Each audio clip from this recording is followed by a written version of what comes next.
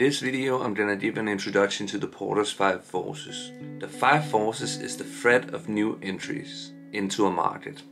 It's the threat of substitute products, it's the power of the consumers, it's the power of the suppliers, it's industry rivalry, all of these which determines the competitive environment in the industry and how attractive the industry will be for potential new player. Porter's 5 forces is an analysis you can make if you want to determine whether it's attractive to go into a new market. It can be really interesting and really compelling to do this analyzing because you'll actually be faced with a situation where you can understand if or whether you are supposed to go into a new industry. If you're a big player, small player, etc., it will determine whether this industry is attractive. If we first take the threat of new entries into an already existing market. For example, if you want to enter the airline industry, you are faced as a company with huge investment. Therefore, you can consider from medium to tough to enter this market. You will be as a company faced with quite substantial investments before you can even be competitive in this industry. Moreover, you also need to consider you'll be faced with investments in both marketing, in insurance, in fixed assets, in all kinds of things. You also need to consider you have to get potential employees to work for you. Next, the bargaining power of the suppliers. Especially the airline industry is especially dependent on oil and other resources. In that case, the bargaining power for the company is not necessarily very high because they are dependent on this to run their operations.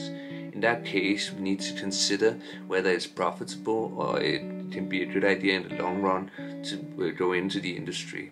The bargaining power of the suppliers is high since we have a situation where they can actually set the price and the company might be dependent on one single supplier or two single suppliers, which determines the price of the raw material, in this case being oil.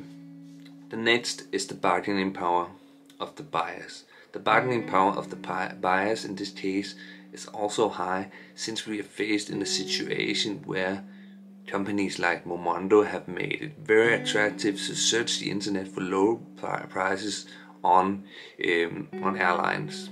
This of course makes it difficult for the airlines to offer attractive prices, and of course ends up giving the company a lot of struggles. The next one is the bargaining power of the substitute products. In this case, there are some travels that is difficult to do with substitute products. For example, if you want to go across the Atlantic or want to go to Far East, this can be hard to do without an airline. But there are substitute products which are beginning to become more and more popular, especially trains, and high-speed trains will be more and more popular and will also in the long run be competitive, at least in the European market, where we will eventually suggest and see it being possible to travel between European capitals in a very high-speed train. Rivalry between already existing competitors is very high. We have seen in the Scandinavian market, we have seen Norwegian, we have seen SAS, we have also seen other players fighting for market growth.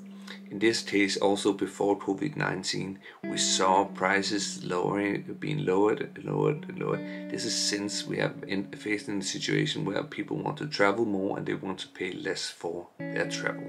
So this was just a small walkthrough of what you could expect being told in the Porter's 5 forces analysis with focus on the airline industry.